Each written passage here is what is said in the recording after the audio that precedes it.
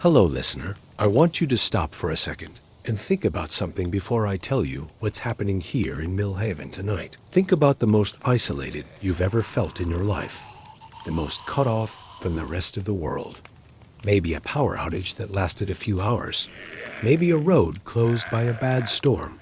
Maybe a weekend where your phone died and nobody came looking. Whatever that moment was, whatever that feeling was, I need you to multiply it by something you don't have a word for yet. Because that's where we are tonight in Millhaven, Montana. Completely, absolutely, irreversibly cut off from everything. And something is walking through the snow outside. My name is David Morgan, and before tonight, I was the most boring radio host in the most boring small town in the American Northwest. KWMV 88.3 FM, out of Millhaven, Montana.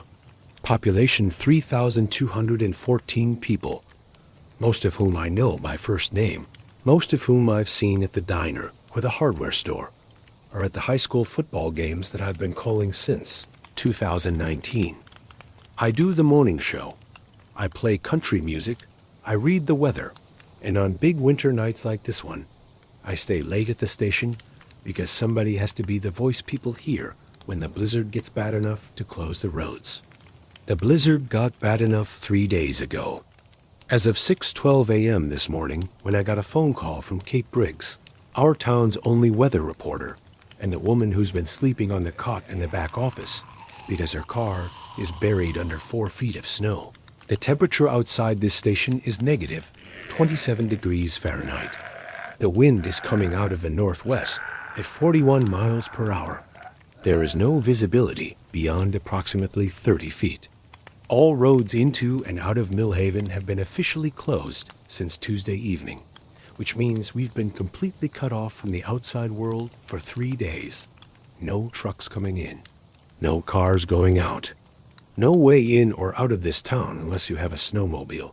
And even then, the nearest town is 68 miles of open frozen, nothing that will kill you before you get halfway there. Kate woke me up at 6:12 a.m. because she'd been listening to the emergency radio scanner we keep here at the station. And what she heard on that scanner is why I'm on the air at 6:17 a.m. instead of asleep like any rational person should be during a blizzard of this magnitude. At 5:58 a.m., Deputy Russ Hendricks responded to a call at the Millhaven Community Medical Clinic on Birchwood Avenue. The call came from Dr. Linda Parrish, who runs the clinic and who has been the only practicing physician in Millhaven since Dr. Kowalski retired in 2021. Call Dr. Parrish made to dispatch was not a normal medical call. What she reported was that a patient who had been brought in at approximately 11 p.m. the previous night, a man named Earl Kettrick, who is known to most of you listening because he runs the bait shop on Route 9, had been found dead in his examination room at 5:45 a.m. with no pulse and no respiration. Dr. Parrish pronounced him deceased. She covered him with a sheet. She went to her office to do paperwork and grieve because Earl was 62 years old and had been coming to that clinic for as long as she'd been running it. At 5:53 a.m., approximately 8 minutes after she pronounced him dead, Earl Kettrick attacked her from behind while she was sitting at her desk. Deputy Hendricks arrived at the clinic at 6:03 a.m. and found Dr. Parrish barricaded in a supply closet with bite wounds to her right forearm. He found the examination room where Earl had been pronounced dead completely destroyed, the sheet torn from the table, instruments scattered across the floor. He found no sign of Earl himself until he checked the waiting room, where he found Earl attacking Margaret Colby, the clinic's 68-year-old receptionist, who came in early because she had nowhere else to be during the blizzard. This is what Kate heard on the scanner. This is what made her walk to the back of the station, shake me awake, and say those exact words, "David, something is happening at the clinic. Get up right now." At 6:19 a.m., I'm going to be very direct with you, because Millhaven is a small town, and we don't have the luxury of carefully managed information and public relations language here. I know most of you personally. I know your kids' names. I know which of you are listening in your kitchens, right? Now, and which of you are asleep? And which of you are already scared because you heard something last night that you tried to convince yourself was nothing? So I'm not going to speak to you like a news anchor reading a script. I'm going to talk to you like David Morgan talks to people he's known for 15 years. Earl Kettrick was dead. Dr. Parrish is one of the most careful, experienced physicians I've ever met, and she pronounced him dead. And then he got up and attacked people. I don't understand how that's possible, and neither does anyone else right now. But it happened, and it's spreading, and you need to understand this before I tell you what happened next. At 6:22 a.m., Deputy Hendricks called in for backup. In Millhaven, backup means Deputy Janet Morse and Sheriff Tom Gallagher, who is 60 years old, who has been the only law enforcement most people here have ever needed, and who responded to this call in his personal truck because the department's second patrol vehicle is stuck in a drift behind the station. They arrived at the clinic at 6:29 a.m., and what they found when they got there was significantly worse than what Hendricks had reported 7 minutes earlier. Margaret Colby, Earl's first victim from the waiting room, had been bitten on the neck and face. She had already lost consciousness by the time the sheriff arrived. Earl had been contained by Deputy Hendricks in the clinic's small X-ray room after a confrontation that Hendricks is describing as the most terrifying experience of his life. He told the sheriff over the radio, and I'm reading this directly from Kate's notes. He doesn't feel anything, Tom. I hit him with my baton, and he just turned and came at me like I hadn't touched him. His eyes are wrong. He's not in there. Earl's not in there anymore. Dr. Parrish was treated for her bite wounds at the clinic, using supplies she could reach from the supply closet. She's a doctor. She knows what bites mean when they come from something that shouldn't be walking. She's not telling us what she thinks is happening yet, but Kate says she heard something in Dr. Parrish's voice on that scanner that she'd never heard before. Fear. Complete, unvarnished fear. At 6:26 a.m., Margaret Colby died. She was pronounced at 6:26 a.m. by Dr. Parrish, who insisted on doing it even from behind her barricaded supply closet door, because she said she needed to know exactly when it happened, so she could time what came next. At 6:31 a.m., 5 minutes after being pronounced dead, Margaret Colby sat up on the examination table and attacked Deputy Morse, who had come to cover her body. What I'm telling you right now is not something I take lightly. I've been in broadcasting for 22 years, and I have never once used this frequency to frighten people, to sensationalize, or to cause panic. But Millhaven has 3,214 people, and every single one of them is trapped inside the borders of this town by 20-7-below-0 temperatures and 41-mile-per-hour winds and 4 feet of snow on every road in and out. And whatever started at the Millhaven Community Medical Clinic at 5:53 this morning is not stopping. Stay inside. Lock your doors. Do not open them for anyone you haven't personally verified is uninjured and safe. Do not go to the clinic. If you have neighbors you haven't heard from, do not go check on them alone. I know that's against everything we believe in out here. I know this town is built on people checking on each other, but until we understand what's happening, please trust me on this. At 6:34 a.m., I'm going to keep broadcasting as long as I have power, and as long as Kate and I are safe in this building. The backup generators here at KWMV can run for 72 hours on full diesel. We have food and water. We have communication. And more than anything, we have this frequency, which reaches every radio in Millhaven and in the valleys for 30 miles in every direction, if the weather cooperates. We're going to be your voice tonight. We're going to tell you everything we know as soon as we know it. We're not going to leave you alone in the dark and the cold. But I need you to understand something right now, before we go any further. The roads out of Millhaven are closed, and will remain closed for at minimum another 48 hours, based on the forecast Kate pulled before sunrise. Nobody's coming to help us. Whatever is happening in this town right now, we're handling it ourselves. 3,214 people, 1 sheriff, 2 deputies, 1 doctor, and 88.3 FM. Stay with me. Stay warm. And for the love of everything, stay inside. At 6:41 a.m., Kate put a call through from Sheriff Gallagher, and I'm going to let him talk directly to this community because you need to. Hear this from him and not through my translation of what he's telling me. Tom Gallagher has been your sheriff for 18 years. You know his voice. You know when he's being straight with you. People, listen up. We have a serious situation at the clinic, and I need everyone to stay exactly where they are right now. I'm not going to sugarcoat this.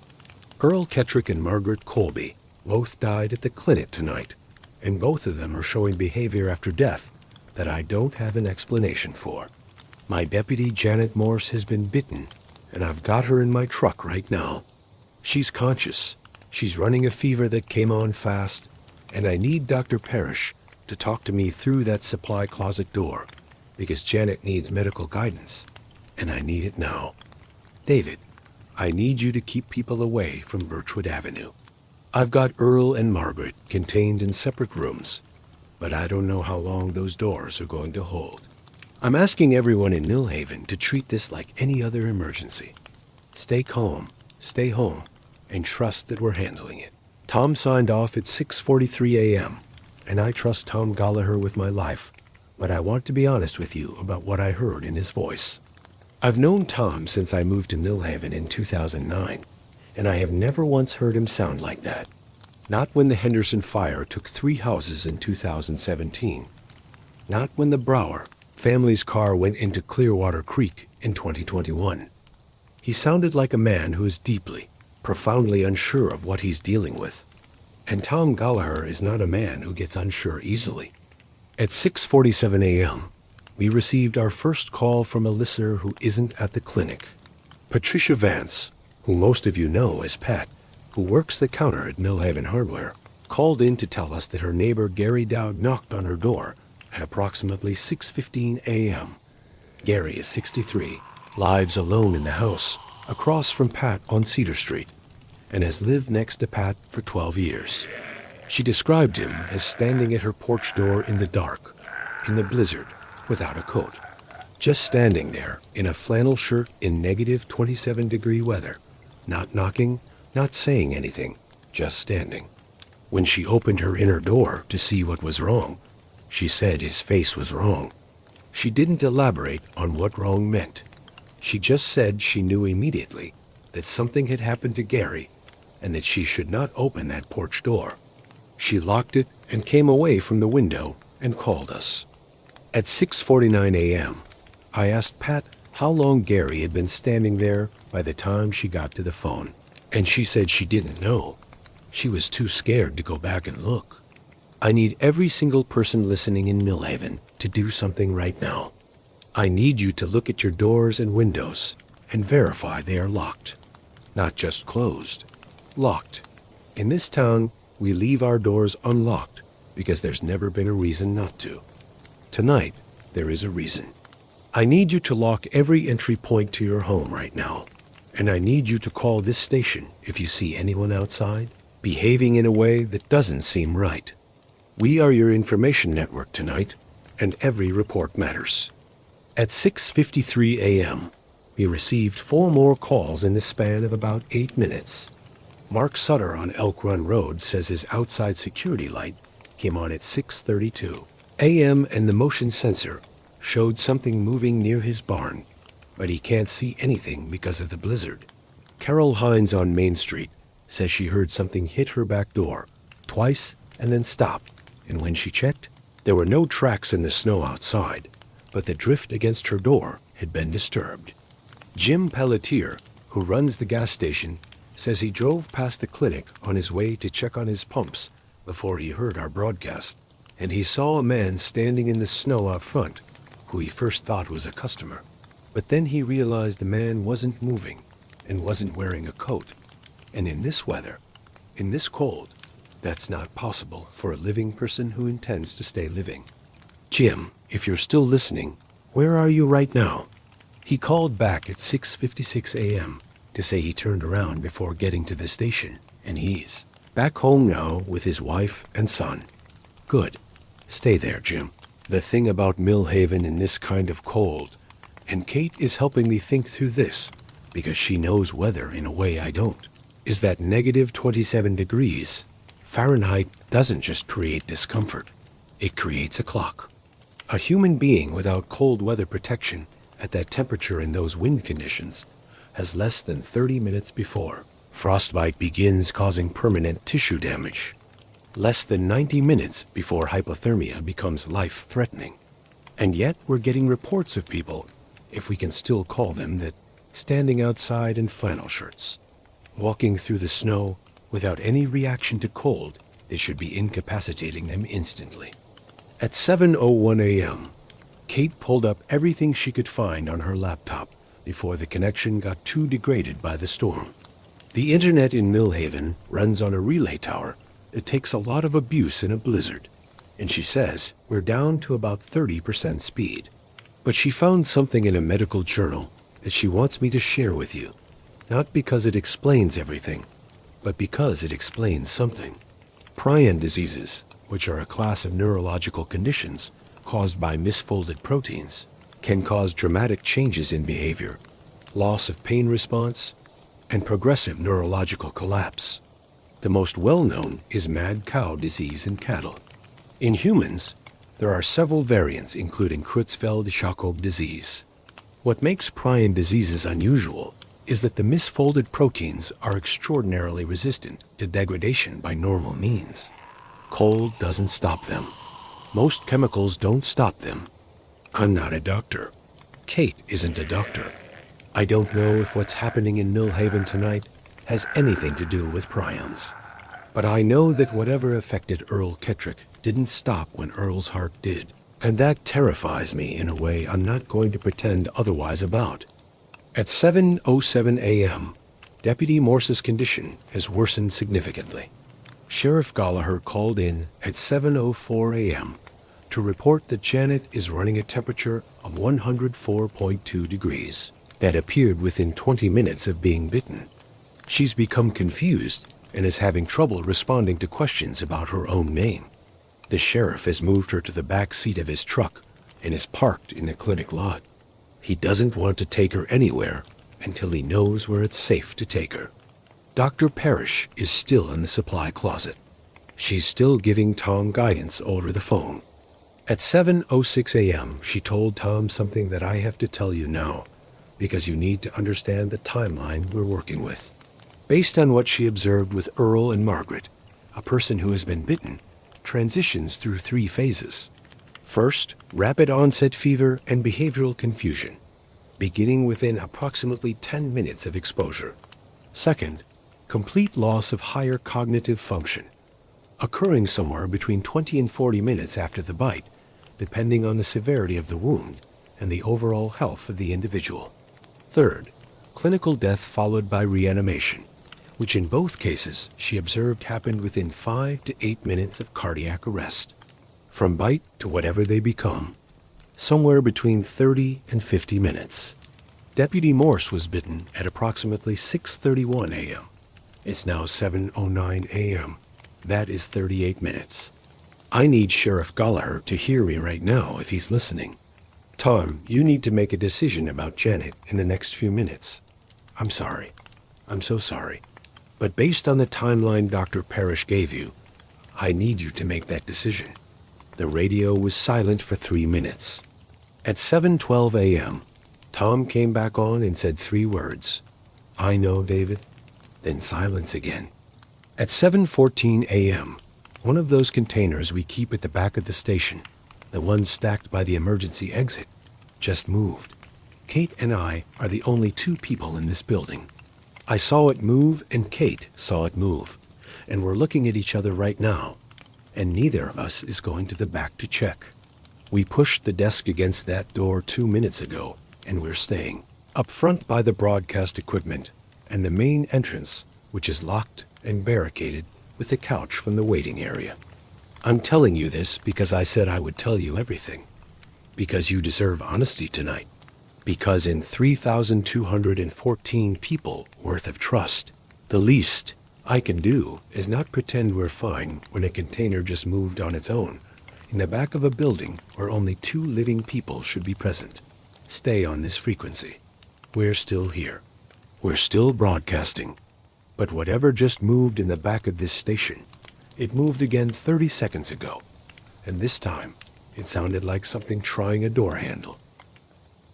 It was a raccoon. I need to tell you that immediately, because I let 30 seconds of silence hang on this frequency, and I know exactly what 30 seconds of silence does to people who are already terrified and locked in their homes in a blizzard. It was a raccoon that had gotten into the back storeroom through a gap in the foundation that Kate apparently knew about and had been meaning to report since October. She found it behind the boxes. It hissed at her, and she shut the storeroom door and came back to the booth, and we both laughed until we couldn't breathe, which felt like the most important 30 seconds of either of our lives. I'm telling you this because I don't want to manufacture fear on this frequency. There's enough real fear available tonight, without me adding to it with raccoons. So when I tell you what I'm about to tell you at 7:23 a.m., I need you to understand that I've been very careful to verify every piece of this before I said it. The infection has moved beyond the clinic. At 7:17 a.m., the Millhaven Fire Department received a call from Carl Boyson, who runs the snowplow operation out of the municipal garage on Industrial Drive. Carl was calling because one of his guys, a seasonal worker named Pete Ostrowski, who everyone calls Oz, had shown up to his shift at 6 a.m., showing what Carl described as looking sick and acting confused. Carl tried to help him sit down, and Oz bit him on the hand.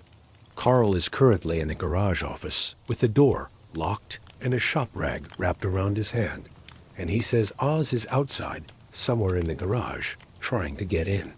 Carl called us instead of dispatch because he said Tom Gallagher wasn't answering. At 7:19 a.m., Tom Gallagher isn't answering because Tom Gallagher was trying to reach us to report something else. Deputy Hendricks called in on Tom's behalf at 7:21 a.m. because Tom's hands are shaking too badly to operate his radio. At 6:58 a.m., Tom made the decision about Deputy Morse. He secured her in the rear passenger seat of his truck and then came back to the clinic entrance, and he was trying to reach us when he heard her break the window. She broke the truck window from the inside. Tom's truck window. At 7:03 a.m., 32 minutes after being bitten, Janet Morse died in the back seat of the sheriff's truck in the clinic parking lot in the middle of a blizzard. And then she came back, and she broke the window, and she's gone now. She went into the snow, and in a negative 27-degree blizzard with 41-mile-per-hour winds and near-zero visibility, she walked away from that truck, and they can't find her. I need every person on Cedar Street, Oak Lane, and the north side of Birchwood to understand that an infected individual is somewhere in your neighborhood in a blizzard. I know that sounds impossible. I know that a human body cannot survive those temperatures, but we've already seen that these individuals do not respond to cold the way living people do. We don't know how long they can remain mobile in extreme cold. We don't know what the cold does to them. We don't know anything yet that tells us to feel safe about the possibility of Janet Morse walking through the snow toward any one of your houses. At 7:26 a.m., Kate is doing something I should have thought of earlier. She's pulling the emergency contact list for every radio subscriber in Millhaven, which we maintain for exactly these kinds of weather emergencies. And she's going to start calling people systematically to check on them while I keep broadcasting. We have 412 phone numbers on this list. Kate is going to call every single one. Meanwhile, I need to tell you something about the cold that Kate just brought to my attention, because it changes some of what I thought I understood about tonight. At negative 27 degrees Fahrenheit, exposed skin freezes within minutes. The infected individuals we're hearing about: Earl at the clinic, Oz at the municipal garage, Janet in the parking lot, they're all outside without cold weather protection. What Kate pointed out is that freezing affects tissue in a very specific way. It slows chemical reactions. It reduces enzymatic activity. It physically damages cell structures.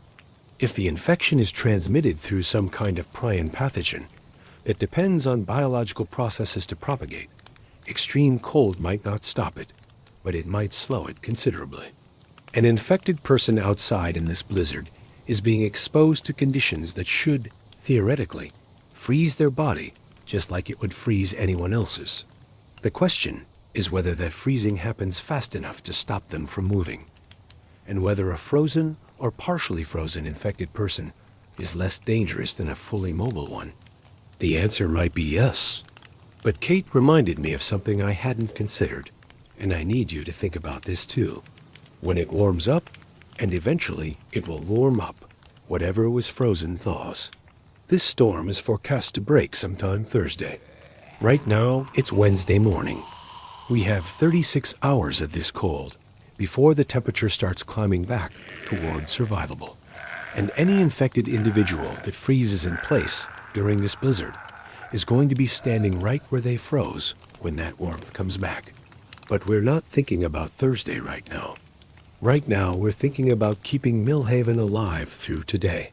At 7:31 a.m., Carl Boyson at the municipal garage called back to say Oz has gotten into the garage itself through a vehicle bay door that wasn't fully secured. Carl is in the office with the door locked, and he says he can hear Oz outside the office door. Carl is a big man, 61 years old, been doing this job for 23 years, not easily frightened. His voice on the phone was frightened. Carl, here's what I need you to do. Is there anything in that office you can use to barricade the door beyond just the lock? A filing cabinet, a heavy desk, anything you can push against it? He says yes. He's doing it now. He's also saying his hand is getting hot where Oz bit him, and it's only been about 18 minutes since it happened. I'm going to be honest with Carl on this frequency, and I'm going to be honest with all of you. The timeline Dr. Parrish gave us says 30 to 50 minutes from bite to full transition. Carl is 18 minutes in, and his hand is hot. That means we have somewhere between 12 and 32 minutes before Carl Boyson either needs to barricade himself against himself, or someone needs to be there to help him. And right now, nobody can be there to help him. The clinic is compromised. The sheriff is in the parking lot, dealing with the aftermath of Janet Morse. The deputies are stretched to nothing, and nobody should be driving in this storm anyway. Carl, I need you to listen to me very carefully right now, and I need you to think about this logically, even though logic is the hardest thing in the world to hold onto when you're scared. You know what I'm about to say. You've been listening to this broadcast for the past hour, and you know the timeline. I need you to think about what's in that office with you, and I need you to think about what you want to do with the next 30 minutes. Whatever you decide, I'm going to respect it. But I need you to decide consciously while you still can. There was a long pause. At 7:36 a.m., Carl said, I'm going to stay on the line with you. David, I want to hear a familiar voice for as long as I can. The calls Kate has been making are coming back with reports that are difficult to process. I'm going to share them with you because they're coming in fast. As of 7:41 a.m., Kate has reached 47 people on the list. 43 answered and confirmed they're safe at home and locked in. 3 didn't answer. One person, Betty Aldrich on Maple Court, answered and then immediately said she needed to hang up and she'd call back, and hasn't called back. At 7:43 a.m., this broadcast reaches subscribers as far as the Clearwater Valley and the ranches out on Route 11. If you're a ranch family out there right now, if you're isolated in a way that even the rest of Millhaven isn't, I need you to call in and tell me your situation. Because whatever is happening in town, it's going to reach wherever you are eventually, and knowing you're out there and accounting for you matters to us. Frank and Ruth Paulson from the Clearwater Ranch called at 7:46 a.m. They've been stuck on their property since Saturday. Frank says it's just the two of them, and they're fine. They have 3 months of supplies and their own generator and rifles for the predators that come in winter. And he asked me with a dry, serious humor that I love about Frank Paulson whether these things were slower when they were frozen. I told him I didn't know yet. He said he'd let me know when he found out. At 7:49 a.m., Carl Boyson's voice changed. He'd been talking to me for 18 minutes, telling me about his wife Marie, who's home and doesn't know where he is, about his son who lives in Billings and who he calls every Sunday morning, about how he's going to need someone to tell Marie what happened to him, because he doesn't want her hearing it wrong. And then at 7:49 a.m. he stopped mid-sentence and made a sound I don't have a good description for. And then the line went quiet. Not dead, just quiet. I said his name 3 times. On the 4th time, something that sounded like Carl Boyson said my name back. But the way it was said, the way the syllables were arranged, made every hair on my body stand up. I ended the call. I'm sorry, Carl. I'm sorry about Marie, and about your son's Sunday calls, and about all of it. At 7:52 a.m., there are confirmed infected individuals at 4 separate locations across Millhaven. The medical clinic, the municipal garage, the clinic parking lot somewhere in the snow, and wherever Carl Boyson is going when he walks out of that office. And we don't yet know what happened to Betty Aldrich on Maple Court. Stay on this frequency, because if you've been listening to this story unfold this morning, you know it's not slowing down. It's just getting started. At 8:02 a.m., Kate finished a second pass through the contact list, and here's where we stand. Out of 412 registered numbers, she's made contact with 289 households. Of those, 11 are reporting situations. I need to address one by one, because each one is different and each one matters. The Millhaven Community Church on First Street has 47 people who sheltered there when the blizzard hit on Sunday and haven't been able to leave. Pastor Dale Whitmore has them organized. He has candles and food and the old cast iron furnace running on the church's oil reserves. And he's heard our broadcast and wants to know what he should do. Dale, my honest advice is to stay exactly where you are. 47 people together with a secure building and heat are in a far better position than they'd be trying to travel in this storm to any other location. Secure your entrances, keep people away from windows, and keep listening. You're actually in one of the best situations in Millhaven right now. Greta and Howard Mullins on Pinecrest Drive have their adult son staying with them who came home for Thanksgiving and got stuck in the storm.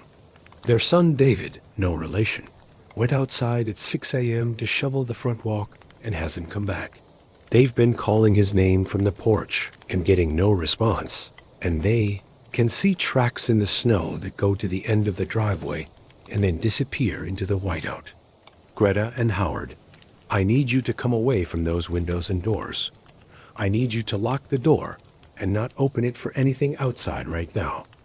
And I am so sorry for what I'm about to tell you. Those tracks going into the whiteout do not mean your son is necessarily gone, but they also do not mean he's coming back the way you knew him.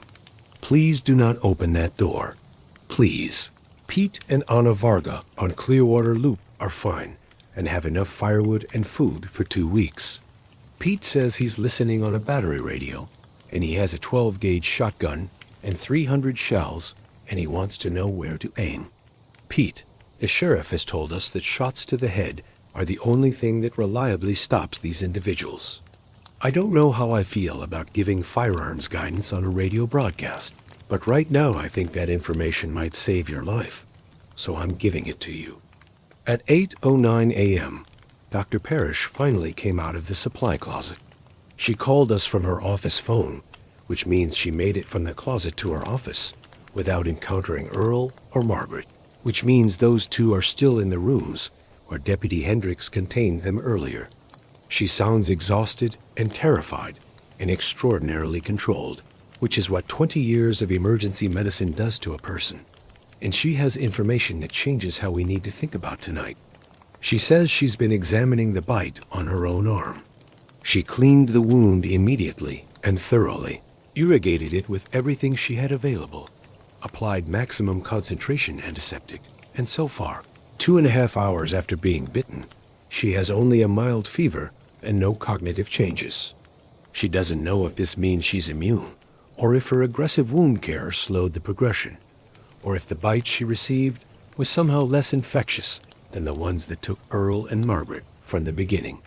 What she does know is this: if immediate and aggressive wound care reduces the infection rate or slows progression, that's critical information for survival. She told us something else at 8:12 a.m. that I'm still processing.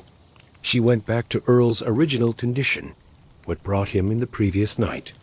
Earl Kettrick came to the clinic at 11 p.m. on Tuesday with what his wife described as a sudden severe headache, extreme confusion, and behavior that seemed profoundly unlike him. His wife thought he was having a stroke. Dr. Parrish assessed him, found neurological symptoms inconsistent with stroke, but consistent with something else she couldn't immediately identify, and kept him overnight for observation. At 5:45 a.m., he was dead. At 5:53 a.m., he was not. The question she's asking out loud, the question I'm now asking, is how Earl got sick. Earl Kettrick runs the bait shop on Route 9. He hasn't been out of Millhaven since the storm started. He hasn't received any packages, hasn't had visitors, hasn't had contact with anyone from outside the town in 3 days, because nobody from outside the town can get in.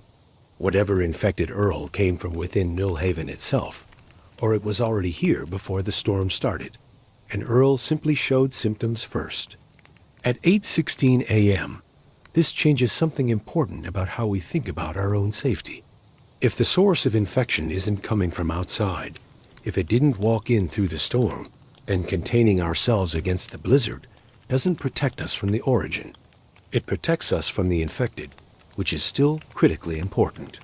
But it means we don't know how this started, and we don't know if there are other people in Millhaven who were exposed to whatever Earl was exposed to, who are currently sitting in their homes feeling a mild headache coming on, who haven't yet told anyone. I need everyone listening to be honest with themselves right now. Do you feel sick?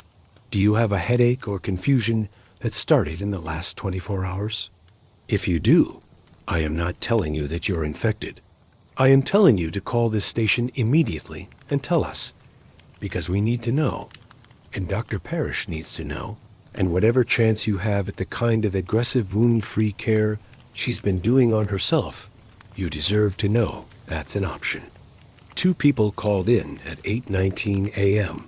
One was James Kettrick, Earl's son, who lives 3 streets over from his father's house, and who has had a headache since Monday evening. The second was a woman who didn't give her name, who said she worked at the grocery store, and that she'd been feeling confused and slow since yesterday morning, and had been blaming it on the stress of the blizzard. James sounded scared. The unnamed woman sounded like she was working very hard to sound less scared than she was. Kate is now cross-referencing everyone who was in contact with Earl Kettrick in the 48 hours before he came to the clinic. Earl's bait shop was closed, but he was at the hardware store Monday afternoon. He filled his truck at the gas station Monday morning. He had coffee at the diner Sunday evening. We're talking about dozens of people who were in proximity to Earl before he got sick, which means dozens of people who might be incubating whatever this is right now. At 8:24 a.m., Sheriff Gallagher came back on the radio. His voice is steadier now, or at least that's what he's choosing to show us. He says he's still in the clinic parking lot, and he's trying to decide his next move.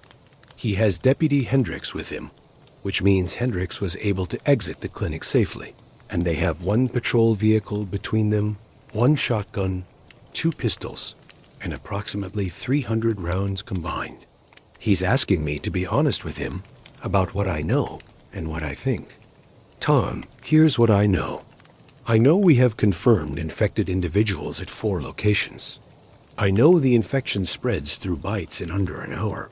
I know 47 people at the church are secure. I know Dr. Parrish is trying to develop a wound care protocol that might slow progression. I know Frank Paulson is armed and calm 12 miles out on the Clearwater. I know 289 households are accounted for on the contact list, and Kate is still working through the rest. I know there are at least 2 people who are in contact with Earl, now showing possible symptoms. What I think is that you and Hendricks are 2 of 3 law enforcement officers remaining in Millhaven, and that protecting the community church, where 47 people are sheltering, is probably the highest valued defensive action you can take right now, because that's the largest concentration of civilians in a single location that we know of. Tom said he agreed. He and Hendricks are heading to First Street.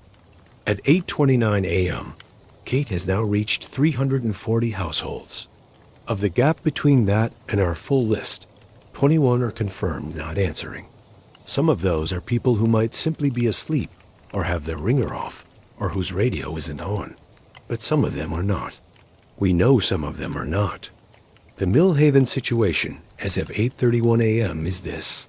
A small town of 3,200 people is isolated by the worst blizzard in 4 years, in temperatures that can kill an exposed person in under 90 minutes, facing an infection that turns the dead into something that walks through that cold like it doesn't exist.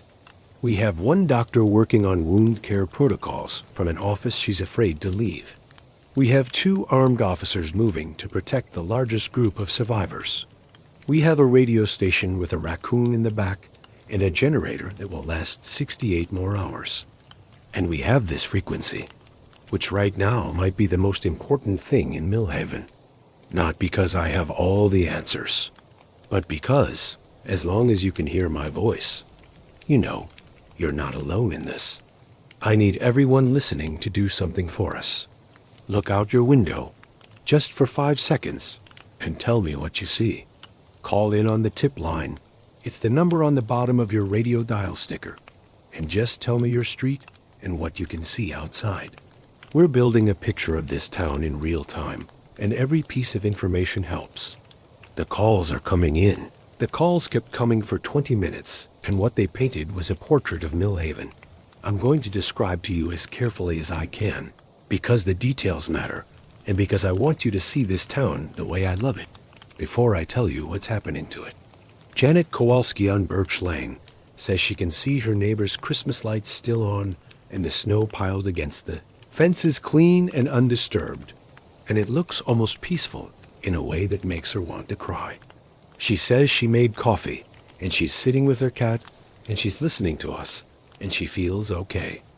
Mike Redding on Industrial Way says he can see the water tower from his 2nd floor window, and there's someone standing at the base of it who's been there for 20 minutes and hasn't moved.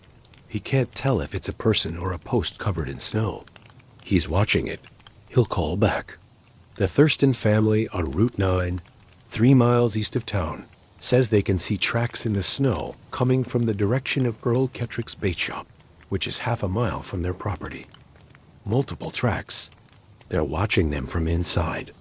Old Phil Deaver on 2nd Street, who has been calling this station every winter storm for 15 years, to tell me what the temperature on his porch thermometer reads, called in at 8:51 a.m. to say it's negative 29 now and dropping, and also to say that 2 people just walked past his window going north toward Main Street, and neither of them were dressed for the cold. He knows both of them. He didn't say their names. His voice was shaking in a way that Phil Deaver's voice has never shaken in any of the 15 years I've known him. At 8:54 a.m., we received confirmation that state emergency services in Helena are aware of the situation in Millhaven. Kate reached someone at the Montana Disaster and Emergency Services Division through a landline connection that took her 40 minutes to establish. The person she spoke to was sympathetic and direct. The closest emergency response team capable of penetrating this blizzard and reaching Millhaven is based in Great Falls, which is 211 miles away. The current weather conditions make helicopter operations impossible and road vehicles non-viable. They're monitoring our situation.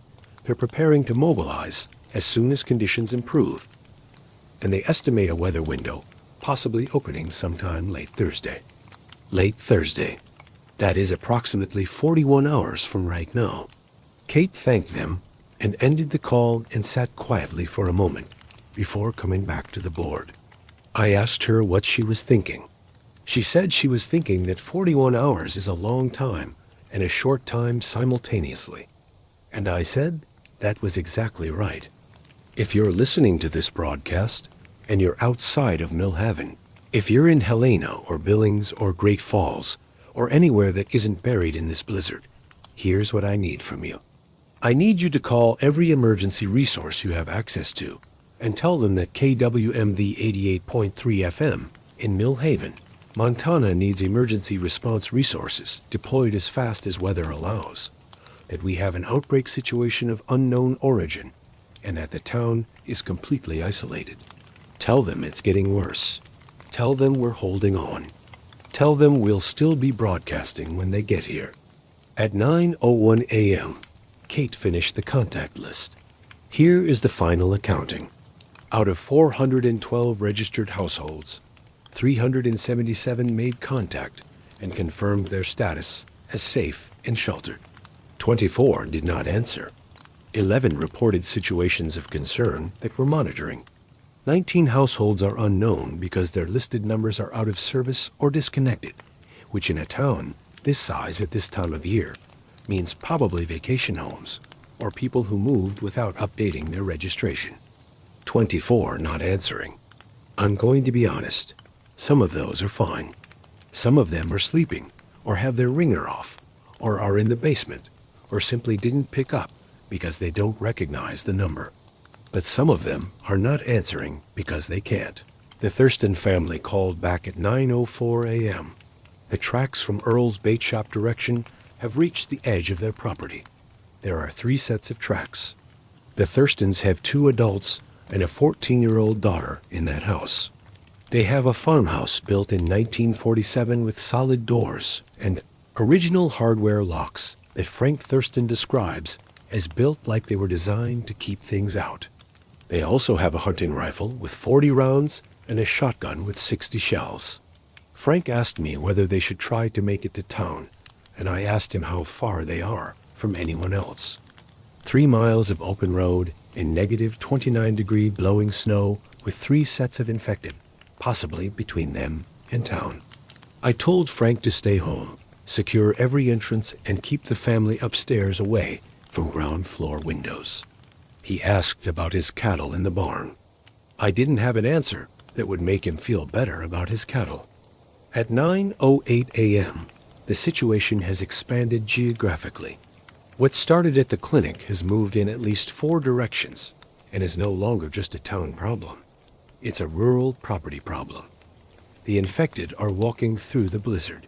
They're covering ground despite conditions that should be stopping them. We don't know their range. We don't know their speed. And we don't know yet what the cold is doing to them in terms of their eventual degradation. Kate is working on something she hasn't told me about yet, and I've learned to let Kate work in silence when she has that particular expression on her face. While she works, I'm going to tell you about a phone call I received at 9:11 a.m. from someone I wasn't expecting to hear from. Dr. Linda Parrish called me from her personal cell phone, which means she's no longer in the clinic. She's in her car in the lot behind the clinic, which is terrifying, but she says she had to move because she could hear Earl getting through the examination room door, and she wasn't going to wait for that. She's running her car heater, she has her medical kit, and she has something she needs to tell all of us. She spent the past 40 minutes observing herself, systematically. Blood pressure, temperature, pupil response, cognitive assessment, using standardized tests she memorized in medical school. Her temperature is 99.8, elevated, but not dramatically. Her cognitive function by every test she can administer to herself is fully intact. She is, as best she can determine, not progressing toward the full infection despite being bitten 2.5 hours ago. She attributes this to the wound care she performed immediately after being bitten.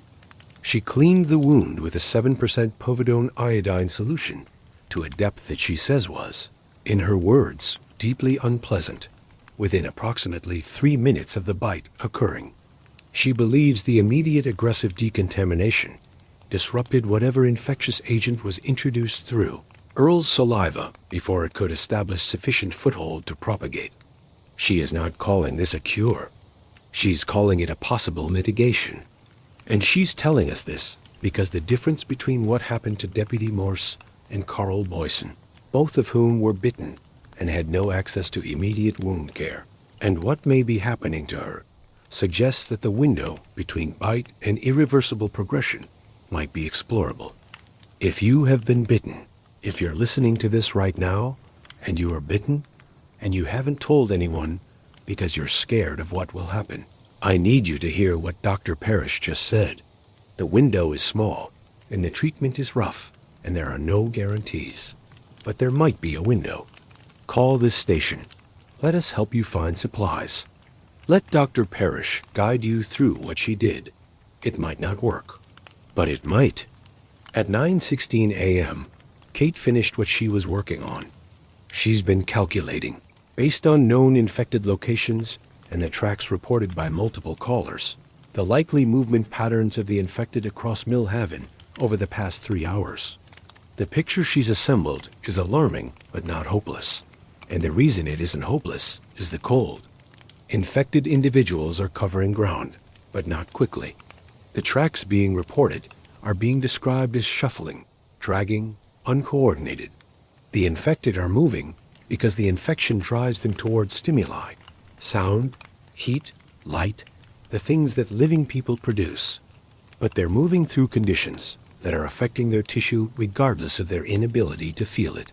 Kate's estimate, and she emphasizes this is an estimate, is that infected in this cold are moving at approximately 1/4 normal walking speed and likely degrading physically at a rate that will make them completely immobile within 6 to 8 hours of initial infection, significantly faster than the 12-hour degradation we saw in warmer outbreak environments.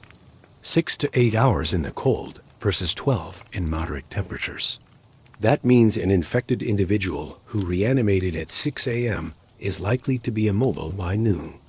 Margaret Colby, Earl Kettrick, and Janet Morse were all reanimated before 7 a.m., which means if Kate's model is right, all 3 of them are going to be stopping somewhere in the snow between 2 and 3 hours from now. The infected in this blizzard are on a clock, and the clock is the cold. At 9:21 a.m., I need to say something about the people who became infected before I continue. Earl Kettrick ran the bait shop on Route 9 for 29 years. He was the kind of man who always had a story about the fish that got away and always offered coffee from the pot he kept behind the counter, even in July. Margaret Colby organized the church rummage sale every spring and remembered every regular patient's birthday. Deputy Janet Morse was 34 years old and was planning her wedding for next June, and had been showing everyone at the station her venue photos just last week. Carl Boyson called his son every Sunday. I don't know yet how many others, but I know they were people, and I know they'd want Millhaven to survive this. And holding that in mind is what's keeping me sitting. At 9:33 a.m., Sheriff Gallagher arrived at the First Street Community Church with Deputy Hendricks, and what they found was something that, in the middle of a terrible morning, I want to describe to you carefully because it matters. 47 people sheltering in a church during a blizzard. Families who came to Sunday service and stayed because the weather closed the roads before they could leave. A pastor who took every candle in the building and put them in every window because he said a lit window is a message that someone is home and alive and the darkness hasn't won tonight. Children who've turned the pew cushions into beds and who are treating the whole thing as an adventure because nobody told them otherwise. Elderly members of the congregation who've been through enough hard winters to know that the most important thing is to stay calm and stay together and keep moving and keep praying in whatever proportion works for you personally. Tom walked in, and the first thing he did, Kate told me later when she got the report, was stand in the doorway for 30 seconds and just look at those 47 people. He didn't say anything for 30 seconds. Then he said, "All right, let's talk about what we're going to do."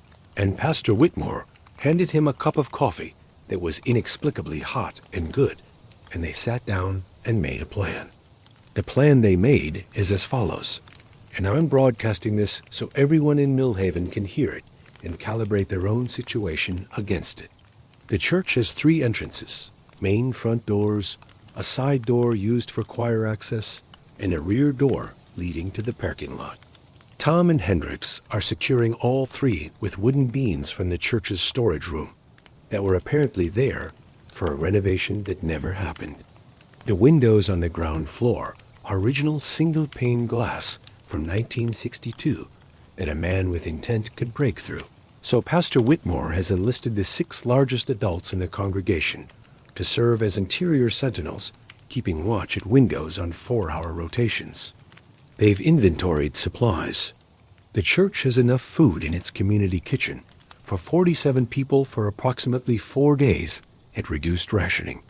Water is a challenge because the pipes are already freezing in the cold, but they have the cast iron furnace producing heat that's keeping the interior at approximately 58 degrees, which is cold but survivable.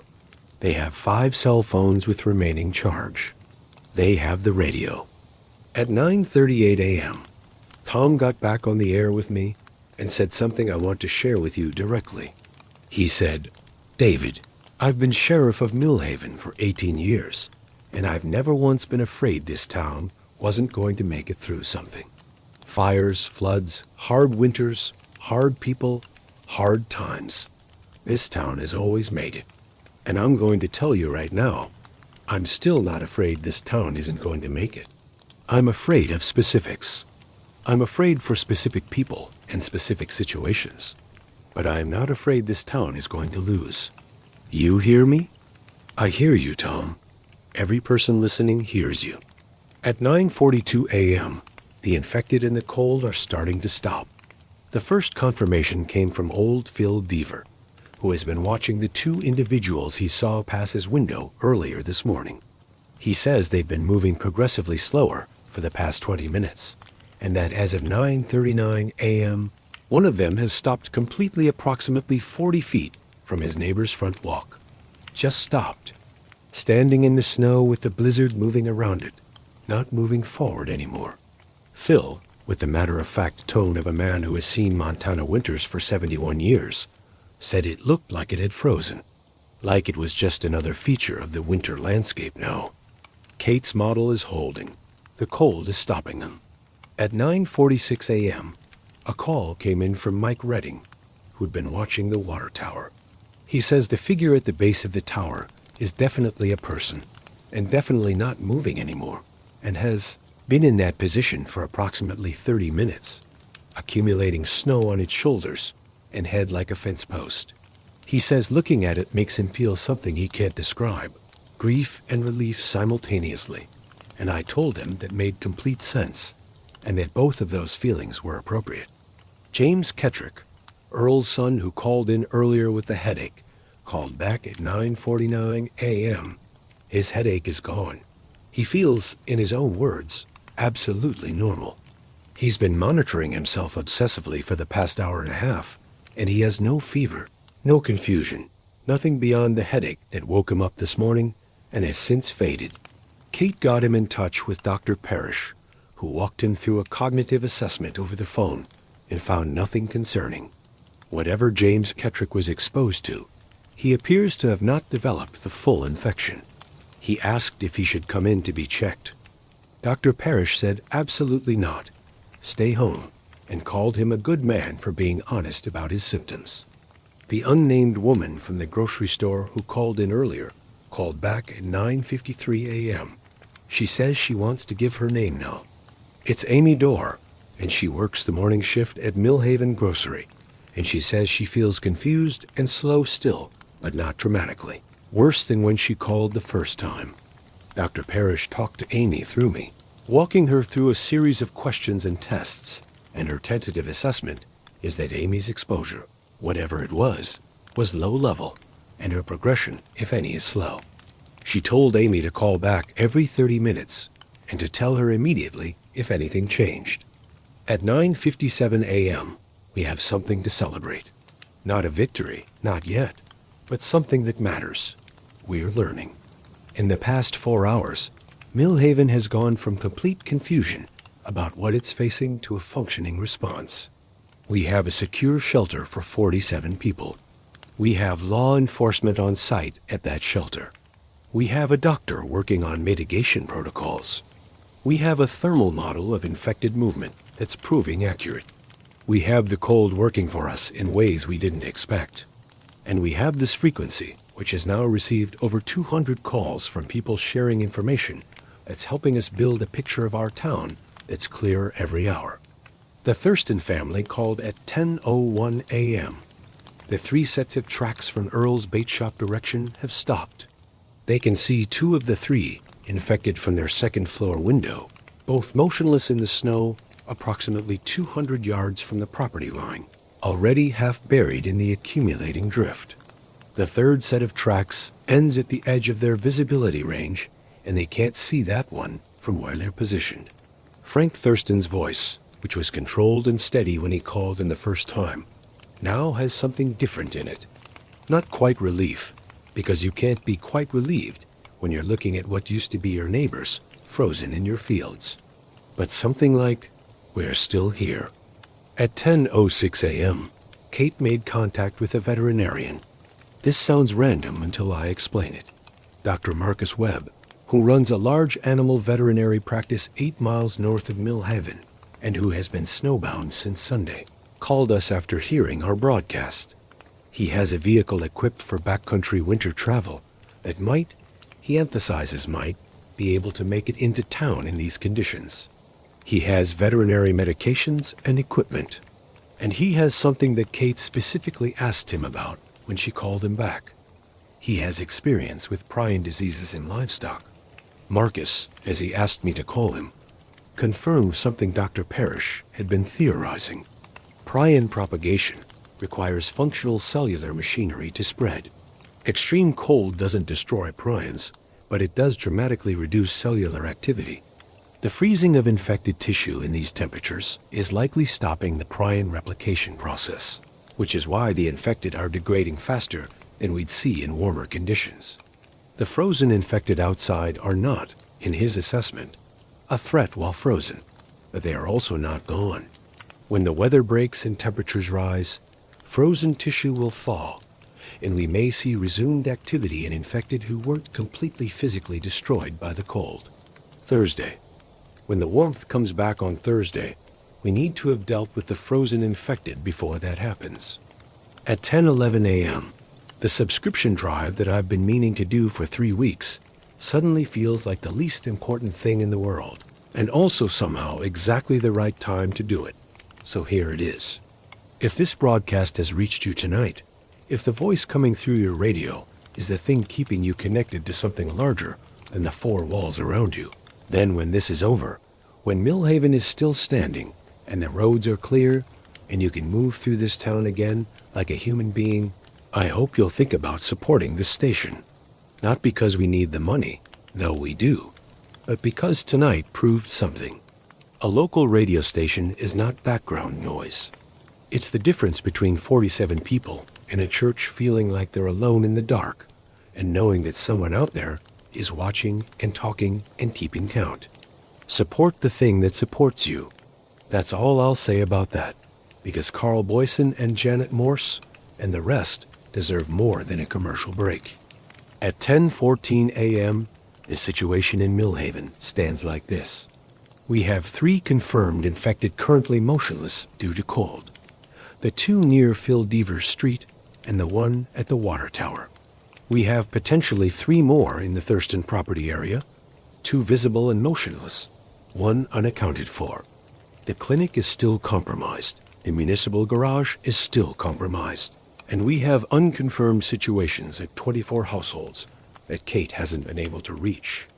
We have 47 people secure at the church, law enforcement present, doctor available by phone. We have 2 residents who are possibly exposed who appear to be not progressing to full infection. And we have Marcus, the large animal vet, with a capable vehicle and relevant expertise, considering an attempt to reach us. The temperature at 10:16 a.m., according to Phil Deaver, is -31. And here is the thing about -31 in Millhaven, Montana, that I want every person listening to understand and hold on to tonight. This cold is killing the infected.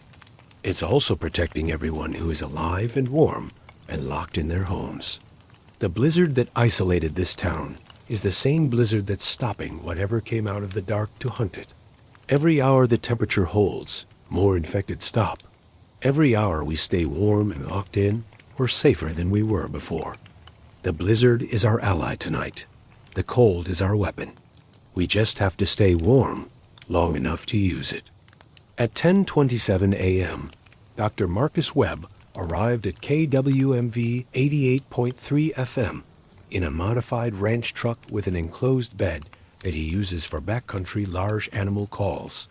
He drove 8 miles through a -31-degree blizzard with near zero visibility because he said he had information that could help, and he didn't think anyone should have to use information without a doctor nearby to apply it. When he came through the front door with approximately 4 pounds of snow falling off his jacket, Kate and I both stood up.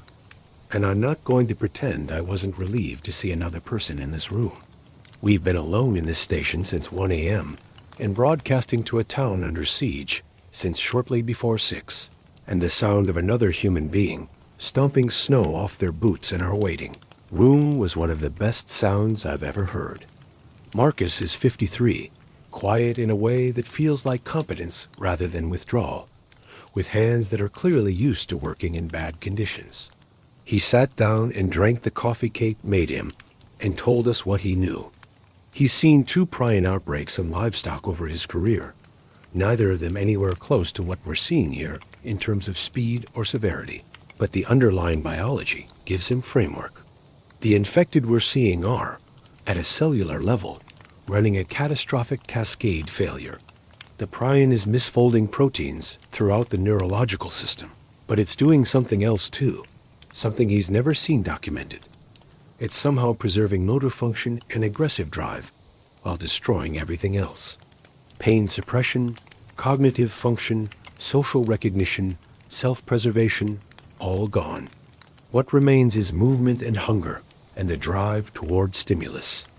In the cold, he explained, the cascade slows because the enzymatic reactions that propagate misfolding require warmth to run efficiently. At -29, those reactions are running at maybe 15% of their normal rate. It's not stopping them, but it's dramatically slowing the timeline.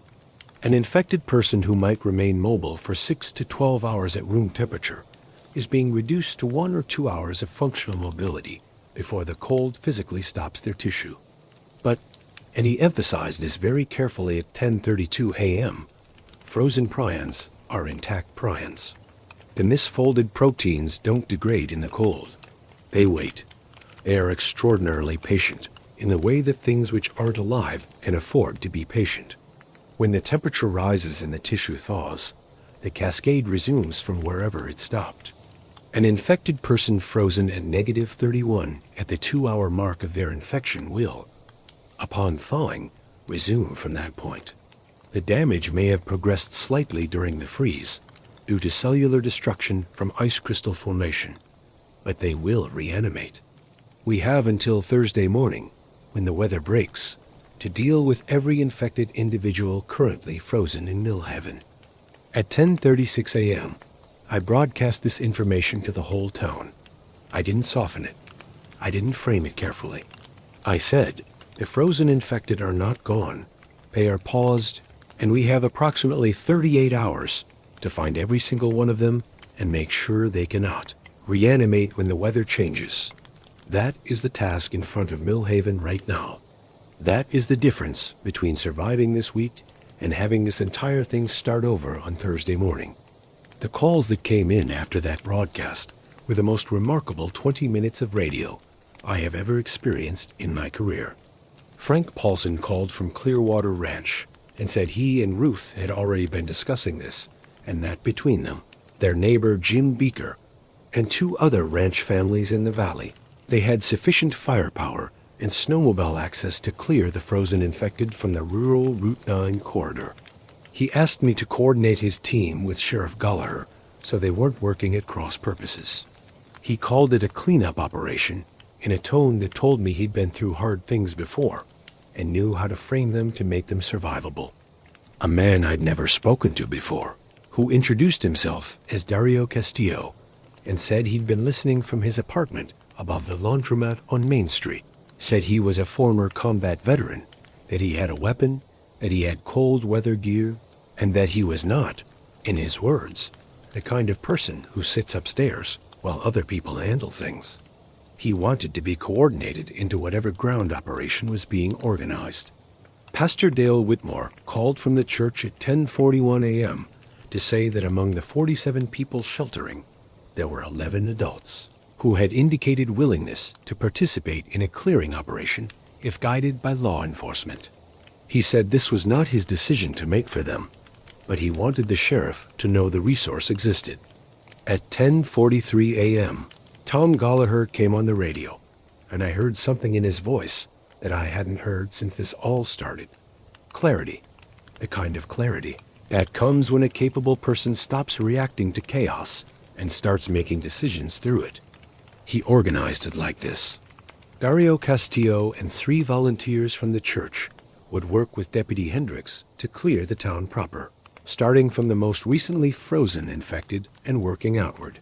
Frank Paulson's team would handle the rural corridor. Tom himself would stay at the church as security for the remaining civilians, because protecting what we have matters as much as expanding the perimeter. Marcus Webb would establish a field medical station at the church, using his equipment and anything Dr. Parrish could advise him on, because clearing operations mean people are going to encounter dangerous situations, and we need medical capacity on site. Dr. Parrish herself, who has been in her car in the clinic parking lot for 2 hours staying warm and monitoring herself and calling guidance to anyone who needs it, offered to drive to the church to work with Marcus directly. Tom told her to wait until Hendricks could escort her. She told Tom she'd been waiting long enough and was leaving in 3 minutes regardless. He said fine, take the long way around Birchwood, because he didn't know where Earl was. At 10:48 a.m., Amy Dorr called in from the grocery store to say she feels completely normal now. She took the cognitive test Dr. Parrish walked her through and passed everything. She asked if she could help with anything. Marcus told her over the radio that the most useful thing she could do was start inventorying the grocery store's first aid and medical supply section for anything he might need. And she said she would, and there was something in her voice, the voice of a person who was scared they were going to lose themselves this morning and instead discovered they were fine, that I don't have words adequate to describe. At 10:52 a.m., Kate made contact again with the Montana Emergency Services Division in Helena and gave them a situation report that I want you to hear, because it's different from the situation report she gave them 2 hours ago. She told them, we have 1 doctor plus 1 large animal veterinarian providing medical services. We have law enforcement coordinating civilian clearing operations. We have 47 people secure in a consolidated shelter with 4-day food supply and armed security. We have the infected population being frozen by weather conditions with a 38-hour window to neutralize before thaw. We have 2 potentially exposed individuals who appear to have not progressed to full infection and are functioning. We have communication and power and organization. And we would like air support and medical evacuation capacity available for the Thursday weather window, if at all possible. The woman in Helena was quiet for a moment. Then she said, we're going to move heaven and earth to have assets positioned for first light Thursday. You tell those people to hold. Kate told her, they're already holding. At 10:59 a.m., the clearing operation began. Dario Castillo, who I've now met over the radio, and who I very much hope to buy a cup of coffee when this is over, led the first team out of the church into the blizzard. Phil Deaver, watching from his window on 2nd Street, guided them by radio to the 2 frozen infected nearest his house. The operation took 11 minutes, and Phil narrated it from his window with the controlled, spare language of a man who has processed a lot in the past few hours, and has decided that being useful is the right response to all of it. At 11:07 a.m., those two infected are no longer a problem. At 11:14 a.m., Mike Redding's water tower frozen was dealt with by Hendricks on his way to escort Dr. Parrish. At 11:21 a.m., Frank Paulson's team reported the first of the Route 9 infected cleared. The Thurston property frozen cleared at 11:29 a.m. Frank Thurston himself went out, with his son covering from the second-floor window, and dealt with what was in his field. He called in afterward and said 3 words. Barns still standing. There was a lot in those 3 words. At 11:33 a.m., the running total of cleared infected in Millhaven stood at 9 confirmed neutralized.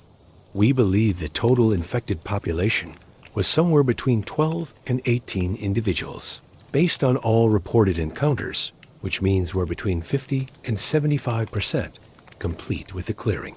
Operation with more than 37 hours before the weather breaks. At 11:40 a.m., Kate made me eat something. I want you to know that because it's the most normal thing that's happened in the past 6 hours, and it felt extraordinary. She went to the break room. She made a peanut butter sandwich. She brought it to the booth and set it next to the microphone, and she stood there with her arms crossed until I picked it up.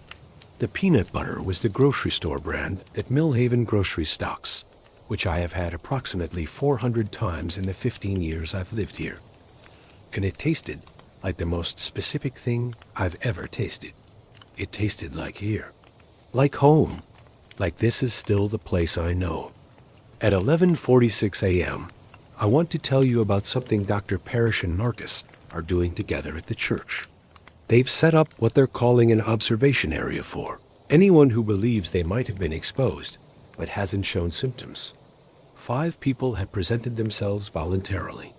Marcus and Dr. Parrish are monitoring them, taking vitals at 15-minute intervals, and comparing their progress against the timeline established from the clinic cases this morning. 2 of them were in Earl's hardware store on Monday. One shook his hand. One used the same door handle he used. All 5 are terrified. All 5 are also calm in the way that being monitored and cared for makes you calm even when you're terrified, because at least you're not alone, and at least someone is watching and will know if something changes. So far, at 11:53 a.m., none of the 5 are progressing. At 11:57 a.m., the temperature, according to Phil Deaver, is -33. At 12:01 p.m., 6 hours after Earl Kettrick's death and reanimation set this all in motion, Millhaven, Montana is still standing. Not easily, not without cost, not without losses that are going to echo through this town for years, and that I won't pretend can be resolved by the end of a radio broadcast. Earl is gone. Margaret Colby and Janet Morse and Carl Boyson, and however many others we don't yet have complete accounting for, are gone in a way that will take a long time to fully understand. The Kettrick family, the Colby family, the Morse family, Carl's wife Marie and his son who calls every Sunday, they're going to wake up to something that no amount of community support will fully cushion. But Millhaven is standing. The clearing operation continues. The frozen infected are being neutralized one by one in the cold by people who chose to walk out into -33-degree blizzard to protect their neighbors, which is not a thing that has any heroic precedent I can point to, but which is absolutely, completely consistent with every person I've known in this town for 15 years. The church is warm. The generator is running. The 5 exposed individuals are still fine. Dr. Parrish is still fine. Amy Dorr is inventorying medical supplies with the kind of focused energy of someone who narrowly avoided losing herself and has decided to put everything she has into being useful. Kate just told me the internet connection has improved slightly. She sent an email to every regional media outlet she could reach with the full account of what happened in Millhaven today, because when the roads open on Thursday and the outside world comes flooding in, they're going to want to understand what a town of 3,214 people did when the dead started walking in a blizzard. She wants them to understand it accurately. She wants Earl and Margaret and Janet and Carl described as people, not as victims, not as casualties, not as the ones who became monsters, but as Earl, who kept coffee behind the counter, and Margaret, who remembered every birthday, and Janet, who was planning a June wedding, and Carl, who called his son every Sunday. At 12:09 p.m., we're going to continue broadcasting through the afternoon, and through the night, and through tomorrow, and until the road opens Thursday morning, because that's what you do when you've been the voice of something this important. You don't stop until the story is finished. And the story of Millhaven isn't finished. It has 36 hours of cold and work and watching left before the weather breaks. And every person in this town who's been listening on a battery radio or a kitchen radio or a car radio in a frozen garage is going to be here for those 36 hours together. Phil Deaver called in at 12:11 p.m. He said his porch thermometer reads -33.5. He said the storm looks like it might be breaking slightly to the northwest. Just a theory. Just something he's noticed in 68 winters of watching Montana skies. He said he made himself some soup, and it was good. That's what we have. Soup that's good. A generator with 66 hours of diesel. A town that's still here. And 88.3 FM. Still on the air, still your voice in the dark. Hello, listener. We're still here. Stay warm. Stay locked in. Stay with us. We've got 36 hours until Thursday, and we're going to get through every single one of them together. This is KWMV, Millhaven, Montana. The voice that doesn't go quiet when the blizzard gets bad. We'll see you on the other side of this storm.